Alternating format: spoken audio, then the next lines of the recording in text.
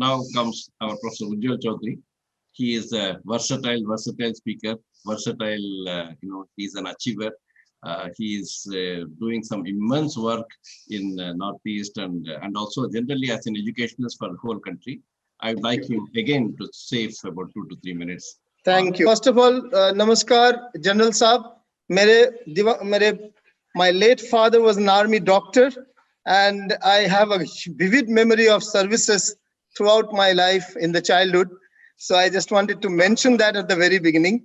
He laid his life, he fought, he was a part of the Indo-Pakistan war, Bangladesh independence war, and all that as a doctor treating the injured soldiers of India at Jasor and many other places.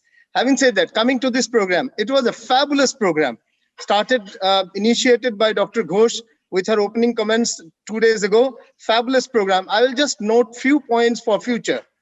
For policy makers, Honorable Minister is here. For policy makers, we need the new education policy roadmap, exact roadmap. The vision is there. It's a fabulous vision. I have certain questions on funding of the policy. That's another part, but it's a great vision. So we need a new education policy roadmap, and this needs to be customized at every level of education, from pre-primary to higher to university, and also at different provincial levels, because there are differences among provinces. So that's one.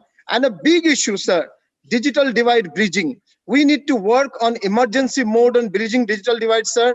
UNESCO has reported out of 283 million students of India, 52 million, sir, 15 crores are without any education, tangible education for the last 10 months. Only 48% are in some varying levels of digital education. So we need emergency mode. Just the army does emergency work. In that mode, we need digital divide being bridged both by government and by the corporate spending their CSR money and by the civil society. So that's on policy makers.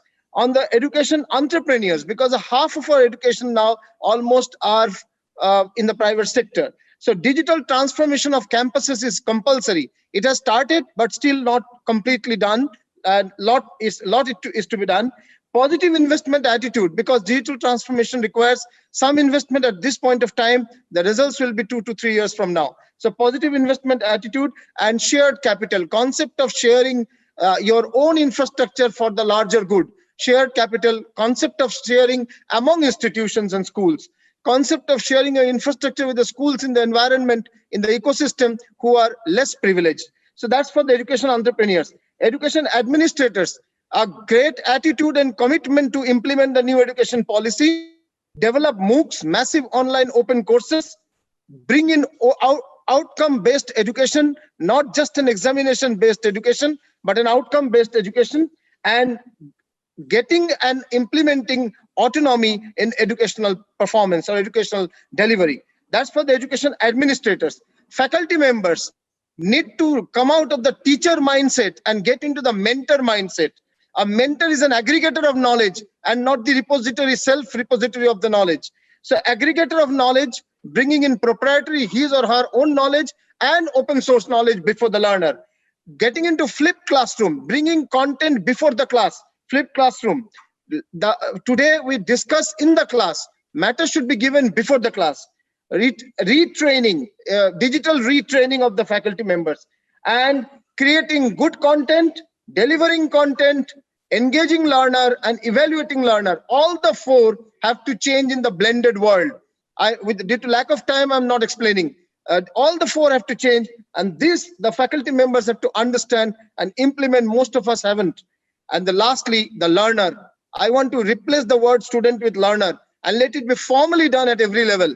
Student is a very limited concept. Learner is a large, lifelong concept. No more student. Getting into flipped classroom, that means learning the thing before the class. Learning the fundamentals before the class. Getting into blended learning, synchronous, asynchronous, digital and physical, comfortable with all these four. And learning to learn, that means self-learn.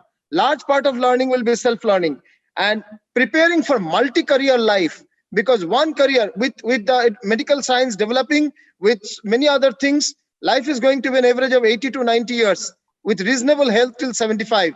So it will be I have been a journalist, then I have been a public relation and communication consultant with World Health Organization, and Government of India. And for the last 20 years, I am into university education, starting from Symbiosis till now Adamas.